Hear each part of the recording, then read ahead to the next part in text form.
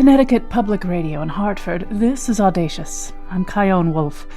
In a suburb of Baltimore, there lives one particularly extraordinary member of the human species. Most of his kind go about their daily business without noticing the goings-on of other animals. But this one, Peter Kaestner, has a specially developed eye for birds. On February 9th, 2024, Peter spotted an orange-tufted spider hunter on the island of Mindanao in the Philippines. And just like that, he became the first human on planet Earth to catalog 10,000 bird species. Over 60 years ago, as a young child, Peter got into birds thanks to his brother Hank, and he's been obsessed with documenting them ever since. Now, ducks, vultures, hummingbirds, and boobies, for example, are all parts of different bird families, and today there are around 249 of them. Well, by 1986, Peter was recognized by Guinness World Records as the first person to see a representative of each of those families. And 3 years later, there was even a bird named after him, the Gralleria kaestneri. Peter joined me from the Philippines to tell that tale. I heard a bird that was different. It went sort of, three whistles and a little pause after the first, and doot, doot, doot. I made a tape recording of it. And when I played the bird's song back to it, it responded and came closer. It thought that there was another male in its territory and it was going to defend it. But it didn't respond terribly quickly, and it took a total of 45 minutes. And after about 40 minutes, I'm standing on this little road above Monte Redondo. Next thing I know, the bird is calling behind me. I said, how in the world did that bird get behind me? So I crawled up into, it was a very steep slope. I crawled up into the forest. There was a tiny little clearing, played the tape again, and the bird popped right up onto a fallen log. And I said, my goodness, this is something new for Colombia. Now, I'm a scientist by training. I have a degree in biology from Cornell University. So I didn't say, oh my God, it's a new species, because I needed to do the work first. I needed to find a list of the birds I knew it was a Gralleria antpitta, so I needed to get a list of all the Gralleria antpitta in South America and make sure it wasn't one of them before I knew that it was a new species. But I knew it was a new bird for Colombia because I knew all the Colombian birds by heart. But it was exciting, even if it wasn't new. But as soon as I got home, I got to a book of all the birds of South America and very, very quickly ascertained that it was a new species. And it was a really amazing moment. And it was probably the most interesting thing is I went back in 2022, and they're now feeding my bird in a reserve that I helped establish with the American Bird Conservancy above the town of Guayabital. And when I saw the bird the second time, I had even a greater emotional attraction feeling when I saw it. It just really just tugged at my heart to see this bird that I had been the first Westerner. I don't know if any indigenous people knew about it, but certainly it was the first time it is known to science, and it was really very, very moving. What did it feel like to have it named after you? I mean, in some sense, it's an enormous honor, and also like you're just a guy. You're also just a guy. Yeah, it's weird. I studied evolution and taxonomy at Cornell. And in fact, I took an evolutionary biology course from one of the real pioneers in evolutionary biology, a guy named Dr. Brown, who had worked at Harvard with Ernst Mayr, who created the biological species concept, which is the main way that species are defined and recognized. And one of the things we talked about there were eponyms, the idea of naming a bird after a person rather than some descriptive name. And when Dr. Gary Stiles, who is the ornithologist that described the bird, when he asked if I wanted to have it named after myself, I said yes. And I don't know if it's just ego or what, but even though I was trained not to do that, when the time came, I said yes. And it's really interesting because I am a very, very well-known person in Colombia. I can't go anywhere in Colombia and meet bird watchers that haven't heard of Grelleria Kaestneri. So it has given me some opportunities to do things that I wouldn't have had otherwise. It is, as an example, the area where I discovered the bird, the forest is gone. It's turned into a cattle pasture. And in 2002, when I saw at a news spot that the bird was being protected and fed and turned into an ecotourism opportunity, I was able to make a connection with the local NGO that was working to protect it and the American Bird Conservancy, which had the resources to buy a significant portion of land. And because of those connections, we now have a very significant reserve that's been created just the last year in the eastern Andes of Colombia to protect this bird. So I guess, having it with my name means more to me than if it hadn't been. And, maybe that's something that has contributed to its conservation, I hope. Is there a place on the planet that has the highest concentration of novel birds for you? Yes, I think it's still Indonesia. It's been Indonesia for a long time. I've been to probably 30 different islands in Indonesia. I've been all over Indonesia, and there's still a lot of birds I need in Indonesia. Another place is the Philippines. I'm in the Philippines today.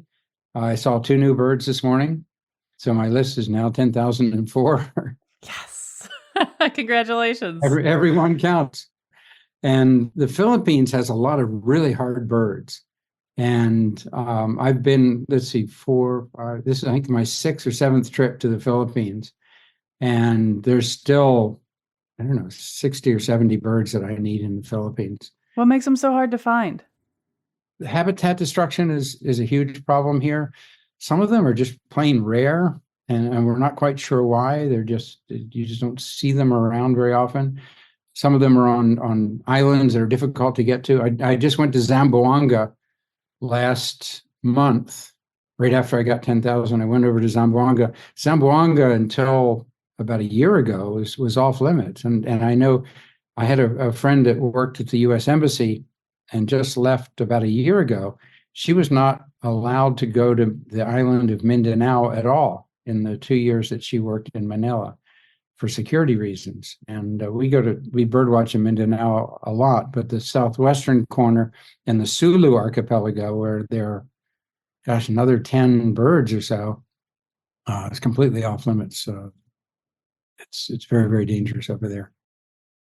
What part of the world has the least concentration of birds? Well, the north. I mean, Antarctica has very few species.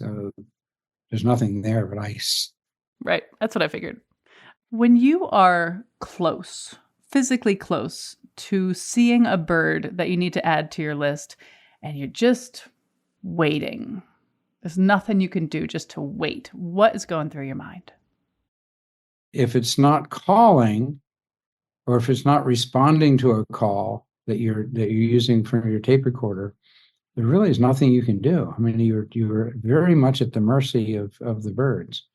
So I guess, there's a lot of praying and hoping that the bird comes and trying to get the positive energy moving in the right direction. But it's one of the neat things about birds. I mean, you can do all the preparation you want. You can have all your equipment ready. You can have all your books. The bird's not there. You're not going to see it. Which sounds meditative and incredibly humbling. You are totally at the mercy of these birds, and you always will be, which is what makes it so exhilarating when you see a new one. Yeah, if you saw every bird, which is impossible, but if you did, take a lot of the fun out of it. I mean, the fact that sometimes you dip, and that's the word we use is dipping. If you dip a bird, then it keeps you humble. It gives you a reason to go back. during the lockdown, I went to Kenya and we looked for a bird called the South Par white-eye in the Chulu Hills of southern Kenya and dipped a little booger. And within minutes, I was already plotting my next trip to northern Tanzania because he's found on the other side of the border. And 3 months later, I had the South Par white-eye in Tanzania. So I'm constantly trying to figure out how I'm going to get something if I miss it. That was Peter Kaestner. When we get back, the surprising story of how he became the first person ever to spot 10,000 bird species. I'm choking up just thinking about it. It was just extraordinary. I'm Chion Wolf. This is Audacious. Stay with me.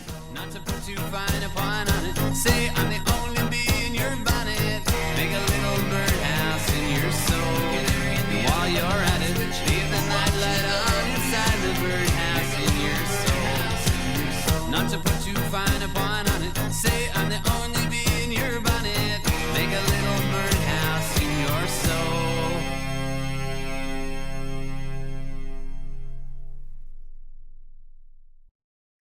This is Audacious. I'm Chion Wolf. Just like every bird is special, every birder is special. It takes a special type of person to not only love birds, but also to learn everything about them, from color patterns to shapes to bird songs, which is what makes Peter Kaestner a rare bird. He's worked in diplomacy, volunteered with the Peace Corps, and since 1978 has been leading international bird tours, including with rock jumper birding adventures. And in 2023, he was appointed an ambassador for the American Bird Conservancy. But what he's most known for is becoming the first person to document 10,000 bird species. It happened in February of 2024, but it didn't happen exactly the way he thought it would. Now, when people keep track of the birds they see, it's called a life list. And many of them use online databases like eBird from Cornell University, and they also turn to organizations like the IOC, that's the International Ornithological Committee, for resources on everything having to do with birds. But in the birding community, keeping track of them is mostly by the honor system, which is how Peter's story gets complicated by a much lesser-known birder by the name of Jason Mann. Here's how we got into it.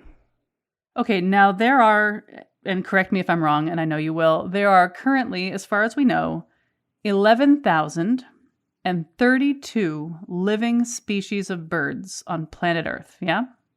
According to the IOC checklist. Okay. There are two major checklists, IOC and eBird.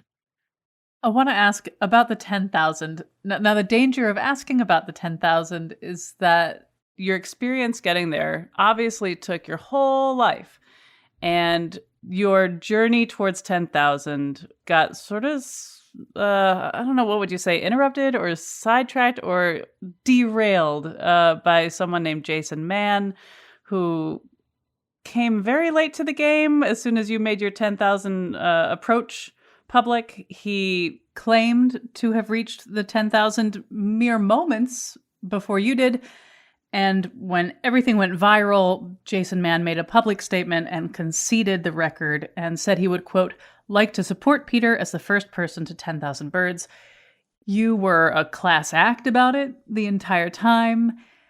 So I just wanted to say that happened and then kind of let you take it from there. I'd also really love to hear about the moment that you got to 10,000, but I also recognize that getting to that 10,000 had this other weird element along with it. So how do you tell this story?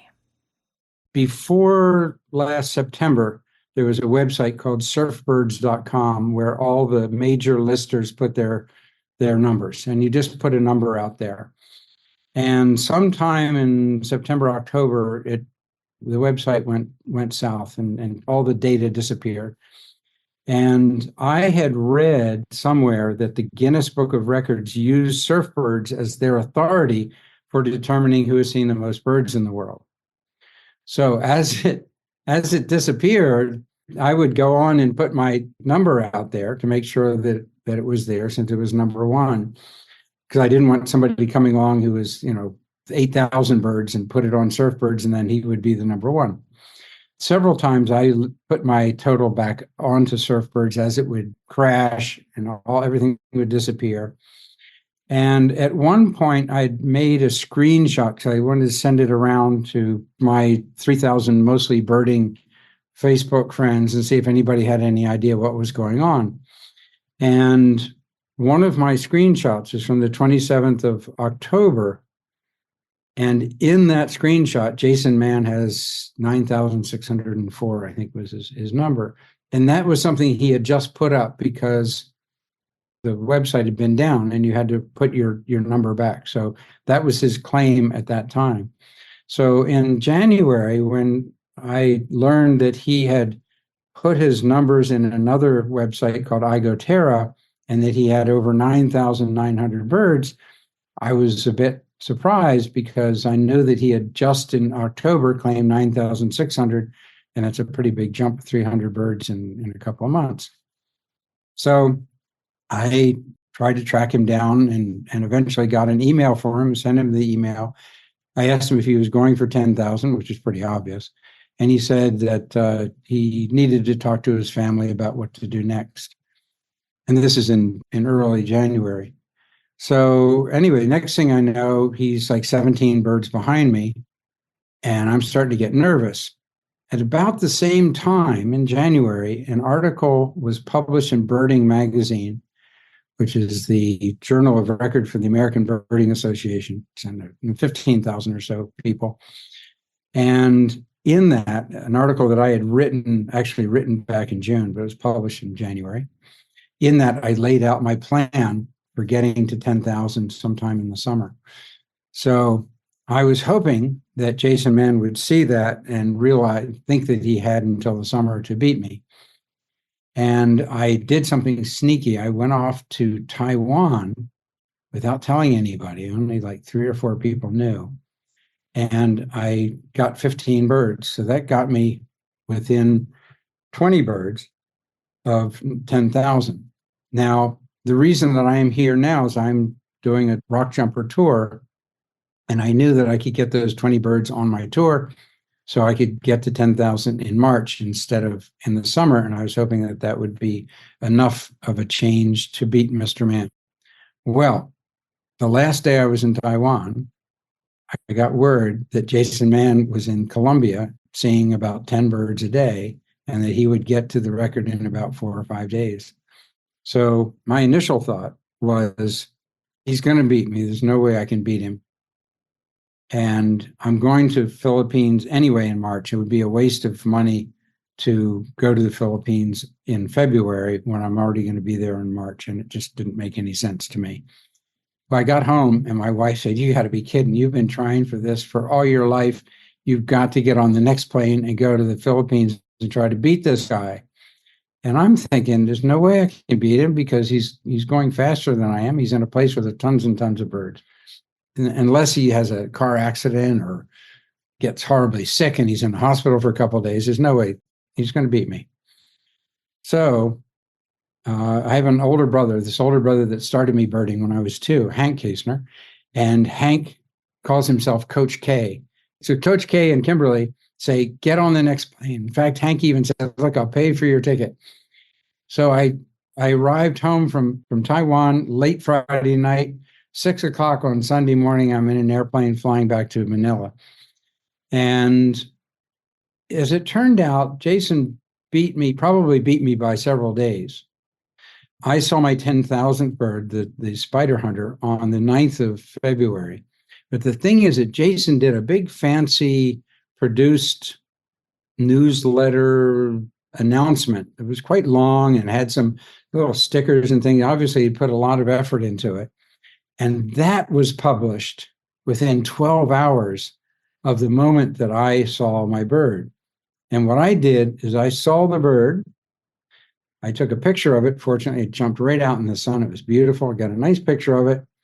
And within 2 or 3 minutes, I had posted that on Facebook with a little sign that said 10,000. I didn't claim that I was first. I didn't claim anything. I just said, "Here's my 10,000 bird."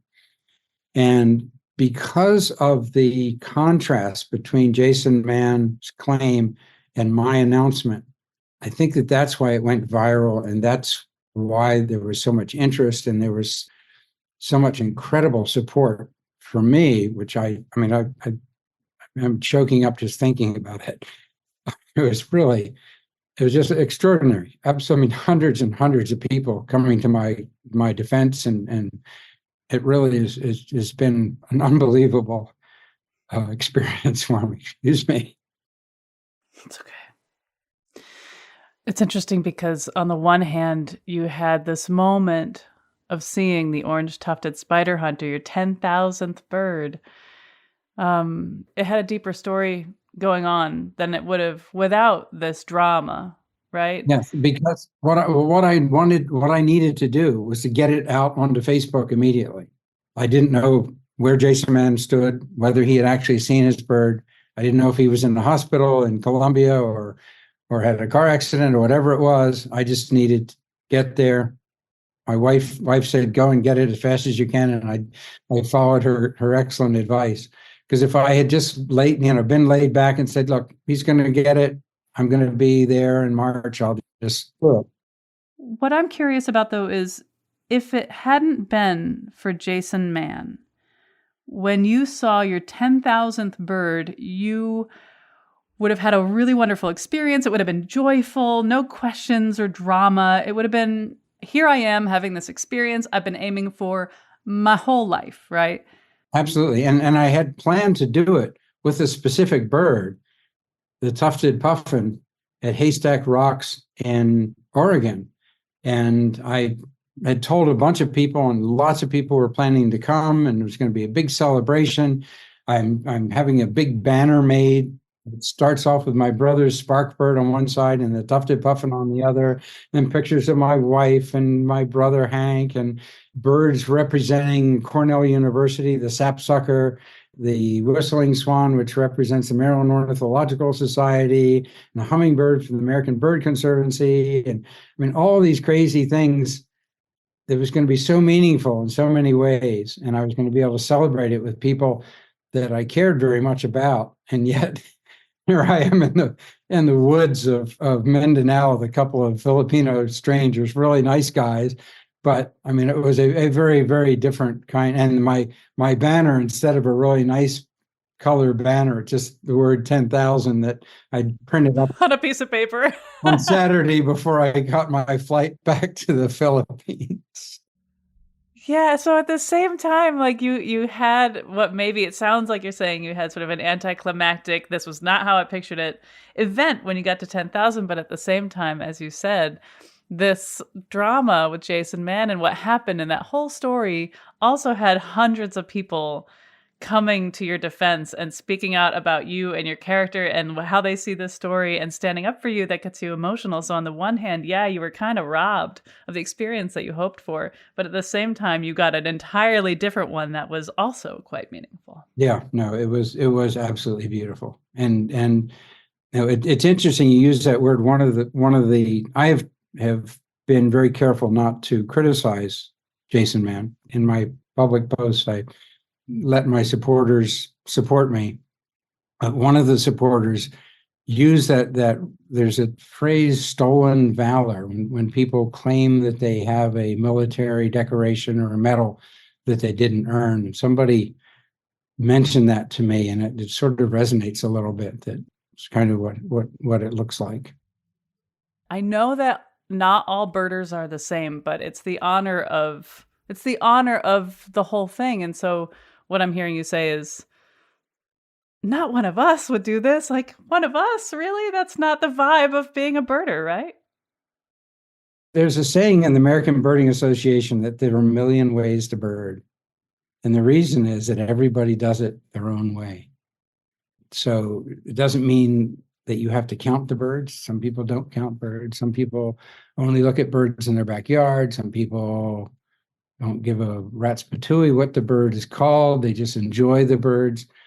Some people make up stuff and try to get fame and notoriety.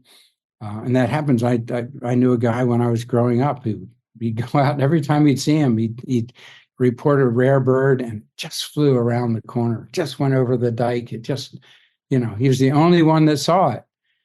And after a while, we just stopped listening to him. I actually lied once. Oh, tell me about it. I was birding in southwestern Costa Rica with a guy named Paul Koopmans, who was one of the great birders. Unfortunately, he died very young of a brain tumor, a Belgian birder, had fabulous ears. He could hear everything. And he had bowel movements that you could set your watch to.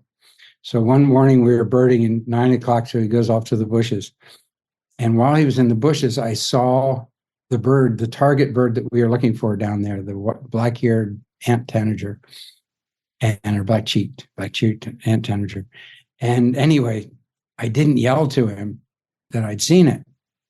And as he's coming back up the road, I said, gosh, at the end of the day, I can't say that I saw this bird when I didn't tell him when I saw it. I'm in a real pickle here. So I said, well, what I'll do is I'll yell out that I'm looking at it now. And then when he gets up here, it'll disappear. So I just yelled out that I'm looking at it, even though I wasn't. By the time he got up, the bird was there. He showed up. It didn't work. I made it up. And the bird he comes up and says, yeah, there it is. Have you thought about using this manifestation technique in other ways? That's the last time I ever did anything like that. I really felt terrible. I figured that God was punishing me.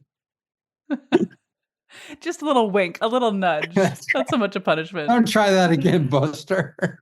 I see you. I saved your bacon today, but you don't get two.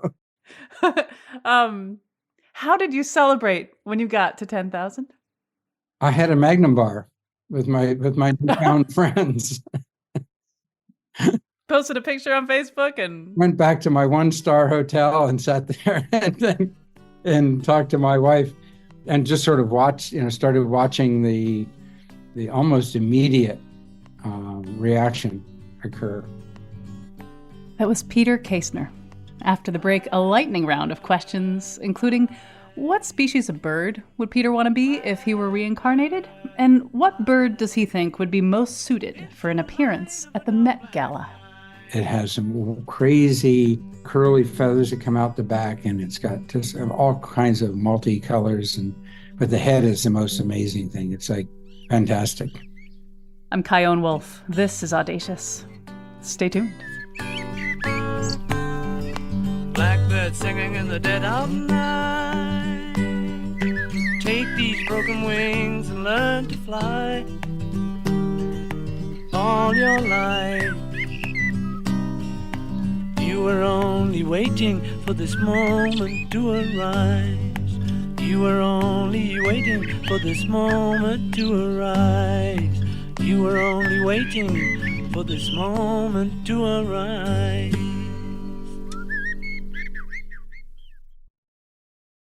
This is Audacious. I'm Chion Wolf. Peter Kaestner has seen more birds than anybody on the planet, and his entire life is devoted to knowing them better and sharing his love of birds with the world, which gets us to our final segment. Are you ready for a bird lightning round? Lightning round. I have a choice. No, you don't have a choice. Then I'm ready. Okay, great. Okay, a bird list watching. This is all your personal preferences. There's no wrong answers. What bird blows your freaking mind? Cundinamarca ampita. Last time I saw it, I just swelled up. That's the one named after you. It's mine. What is the most misunderstood bird? Ooh, my. Crows, maybe? A lot of people sort of think crows are trashy, or I don't know, but crows are very intelligent. There's a crow on the island of New Caledonia. Google it. You'll find an amazing study of the intelligence of this New Caledonian crow, where it goes through a 7 or 8 step process. If you have a container full of water and it has something floating on it, and the level of the water is so low below the top of the container that the bird can't get into it, so they put rocks into it and it raises the level of the water up so that they can get it. There's a sequence of different things that the bird has to do, and he has to remember to do them and in what sequence they are to get the final prize at the end. And it's learned it, which is, I mean, it's like, I don't know, an 8 or 10-year-old human can maybe do that kind of stuff. What is the biggest bird you've seen? The bird with the biggest wingspan is a wandering albatross. The tallest bird I've seen is an ostrich, which stands about 8 feet tall. And the heaviest flying bird I've seen is probably the great bustard or the Cory bustard, which weigh about 35 to 40 pounds. Smallest bird you've seen? The hummingbird, the smallest bird in the world. Was it so cute? It's cute. It's tiny. It's found in Cuba, near the Bay of Pigs. What bird has your favorite song? Ooh, there's a very common bird that I see almost every day that has a very, very, very happy song. It's called a Carolina wren. And it goes, tea kettle, tea kettle, tea kettle, tea. And it's just a very nice, rollicking song. In Europe, there's a bird called a robin, a European robin, that has an ethereal, very, very high-pitched, very complex call.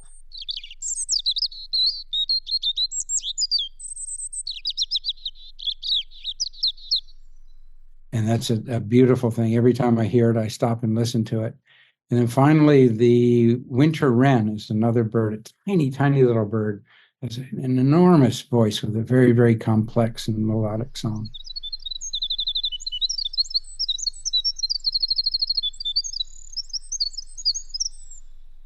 And there's this other bird, my dear friend Michelle, who's also a birder. She showed me this David Attenborough video about this bird that can imitate chainsaws, camera clicks. Yes. What's that one? Lyrebird from Australia. That was a camera shutter. And now a camera with a motor drive. And now the sounds of foresters and their chainsaws working nearby.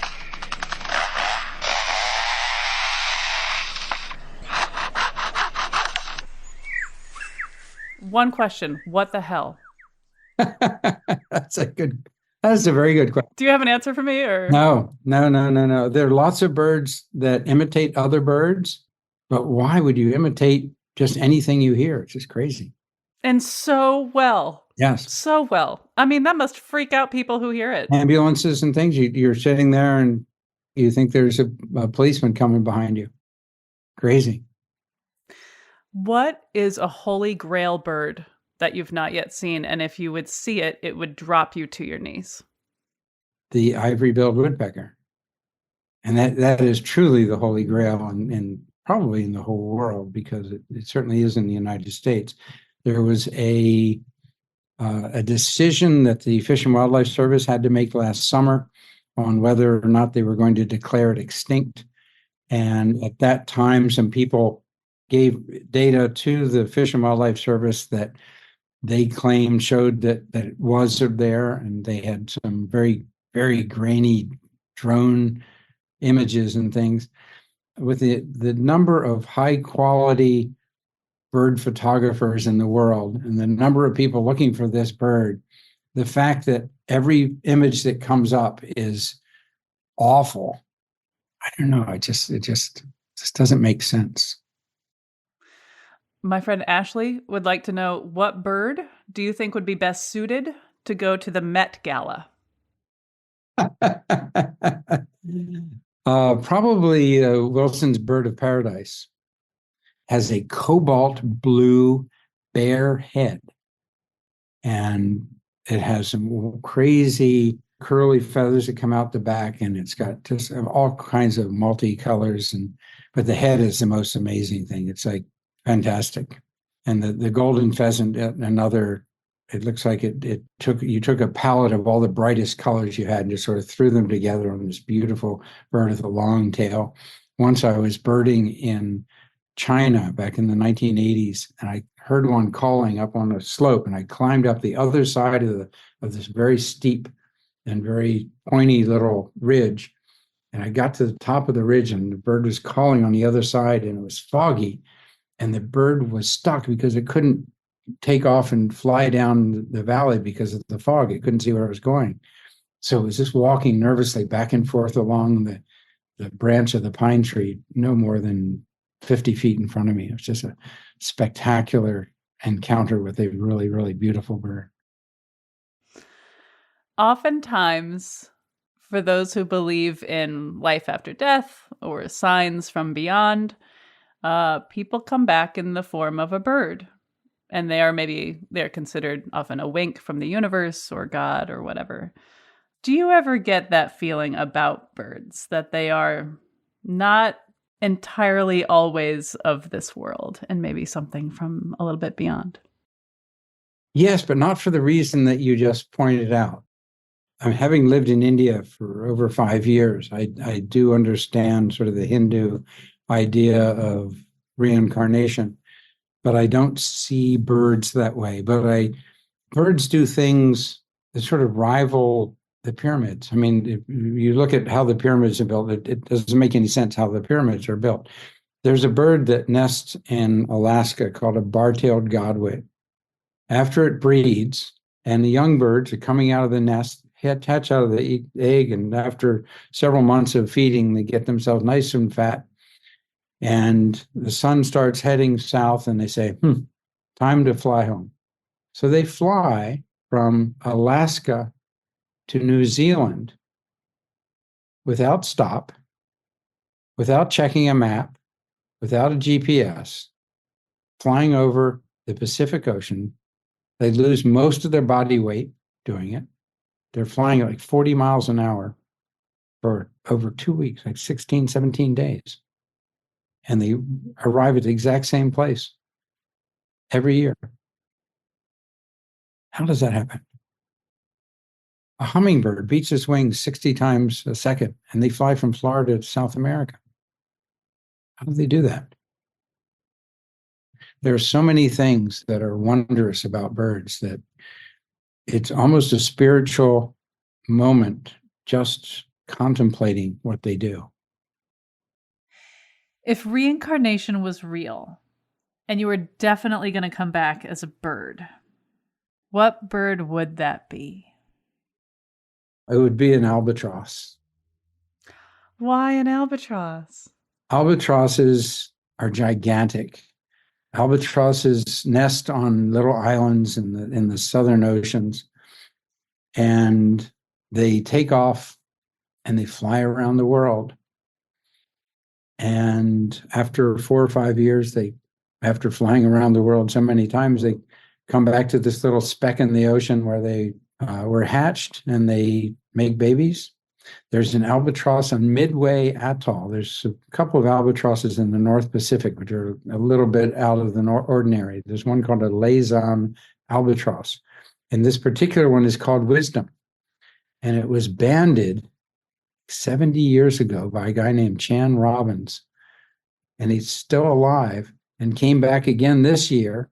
So the idea of an albatross that flies for long periods of time, as long as there's wind, it doesn't have to flap its wings. It flies using dynamic soaring, using the difference in the velocity between the air at the surface, which is slowed by the friction against the ocean, and the wind that's blowing up above it. Using that velocity difference, it flies and loops and just can fly forever. Fantastic birds. I'm also anthropomorphizing it and thinking they also have such giant wingspans, which would be good for hugging. But that's me. How do you think the world would be different if everybody loved birds as much as you do? I think it would be good, because one of the things that is a direct result of birding, and international birding especially, but birding in general, is a better appreciation for the environment and for the things that we do to the environment that harm birds and, by extension, everybody else. And birds, to beat a metaphor to death are the canary in the coal mine. And they are all very often a symbol of what we've done wrong in terms of habitat destruction, pollution by chemicals. I mean, one of the great examples, when I was growing up in the early 1970s, it was discovered that DDT was causing the eggshells of certain raptors to become very thin, and the birds would sit on the eggs and crush them. And as a result, the bald eagle and the peregrine falcon both became extremely rare in the United States and critically endangered, or maybe not critically, but certainly endangered. And because we understood what was causing it, we were able to stop the use of DDT. And now peregrine falcons are reasonably common and bald eagles are doing great. Same thing happened in India back in the 1990s. A couple of decades later, the vultures were all dying. Vultures used to be very, very abundant in India. And people were using a new analgesic called diclofenac to administer to old cows so they would have a more peaceful old life and death. They didn't want them to suffer. And once the cow died, the vultures would come and eat it, and the diclofenac killed the vultures. And we learned that only in the 1990s, and the vultures that were abundant in the Indian subcontinent are still critically endangered. You never see vultures anymore, except for in a few very, very isolated places where they're feeding them and trying to have them come back.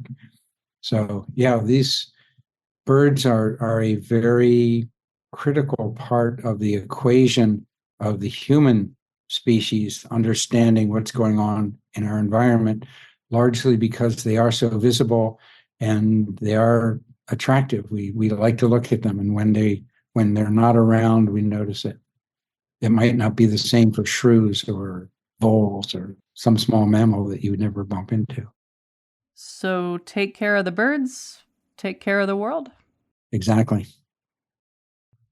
I know there are people listening to our conversation. Hope there are. Yeah, one or two out there. And they are thinking, God, I feel really inspired to start finding more birds, but I also feel like I'm never going to catch up with this guy. And there's 11,000 out there, more than 11,000 out there. I feel overwhelmed with the idea of logging birds, but I also think that's a kind of cool idea and would make a nice hobby. What would you say to sort of nudge them to get started on this? There are a million ways to bird your way. If you want to bird in Hartford, Connecticut, and see the birds in your backyard and go around, then that's fabulous. If you want to take a trip to Costa Rica and see the quetzal and the toucans and some beautiful hummingbirds, go for it. Birding is a team sport. If you include other people, if you involve other people, it makes it better for everybody. The best way to learn how to bird is to bird with other people, because if you open up a book and there's 700 or 800 birds in it, it's going to be very, very difficult to figure out what you're looking at. There are a couple of good tools out there. Merlin, which is a free app from Cornell University, is fabulous, and especially new people that turn on the sound ID and it highlights the bird as it's singing, so you can go back and play it again, and it'll so you can actually, it's fat. I love it. I absolutely love it. And one of the reasons I love it is I'm 70 years old. My high frequency hearing is not as good as it used to be. I can still hear high frequencies, but if the bird is far away and it's very soft, I usually can't hear it. So I use Merlin. I turn on Merlin, and I was up in northern Michigan this summer and recorded 4 or 5 birds that I couldn't hear, but they were singing. And then once I knew what they were, I could sort of focus on the song or go in that direction and actually hear them, see them myself. So it's a wonderful thing. Join a bird club. All the bird clubs have outings, so it's a great way to go out with other people. There are a million ways to bird, but I think there are probably 999,991 birders are all great people. There are very, very few people that are birders that I wouldn't want to spend time with. So it's a great way of meeting people. It's a great way of getting outside, getting a little exercise. Getting out in nature is good for your mental health. Getting some exercise, of course, is good for your health. It's good for your mental acuity to learn new things and to have to learn the songs and learn what the birds look like. So there are so many things that birds do. I mean, that's not even talking about the wonder of the birds, the incredible way they fly, the beauty of a scarlet tanager or a Blackburnian warbler or a bluebird or a cardinal or a blue jay. I mean, there's so many common birds that are absolutely extraordinary. I'm a fan of the common swift. It's the world's fastest bird flying in a straight line. The peregrine falcon flies faster when it stoops, when it's flying down, but it's got gravity helping it. But the common swift flies 100 miles an hour flat. Common swifts sleep in the air. They fly up to 10,000 feet and fly around in circles at night, sleeping. There's a bird in Europe called an alpine swift that migrates to South Africa and never lands. The albatrosses do that. They fly for years, picking squid off the surface at night. They fly along. So I'm hearing you say that in addition to the mental health, physical health, psychosocial health, birding also ups the awe in your life. Yes, absolutely. I see birding as like a jewel with 30 or 40 different facets. I mean, a scientific interest, a social interest, all these different things. I'm not even sure I know all the facets of birding and what it does for me. Peter Kaestner, thank you so much for talking with me, and congratulations on your giant achievement. Thank you, Karen. It's a real pleasure talking to you. If you weren't a birder before, I know you're going to be now, so we'll have a link to all the resources that Peter mentioned at ctpublic.org/audacious. This show is always lovingly produced by Jessica Severin DeMartinez, Meg Fitzgerald, Robin Doyon-Aitken, and Meg Dalton at Connecticut Public Radio in Hartford. Special thanks to our former intern, Sajina Shrestha, who first pitched us the idea for this show. If you like this episode, which of course you did, check out the one we did about uncommon emotional support animals, including a pig, a sugar glider, and the noble pigeon. And we did a show about how the way we train our dogs says a lot about us, from search and rescue to police canines, and to the story of Laika, the first animal to orbit the Earth. You can find all of them at ctpublic.org/audacious or wherever you get your podcasts. And while you're there, will you write us a review and rate us? That really helps to convince the algorithm to share our show with people who haven't heard it yet. Stay in touch with me on the socials at Kyone Wolf, and you can always send an email to audacious@ctpublic.org. Thanks for listening. Maybe it's a common or Arctic loon. I'm eating muffins with a nightingale, Atlantic puffin, Montezuma quail, Virginia rail, California black rail. If you try to rhyme bird names, you would fail. Black-footed albatross, Cassin's outlet, American bittern, Brewer's blackbird, mountain bluebird, brown booby, indigo bunting, bush tit, canvasback northern cardinal, gray catbird, chickadee, American coot, cormorants, cowbird, American crow, common ground dove, Eurasian collared dove, Dowitcher. That's a bird! That's a bird! This the bird song, yo! That's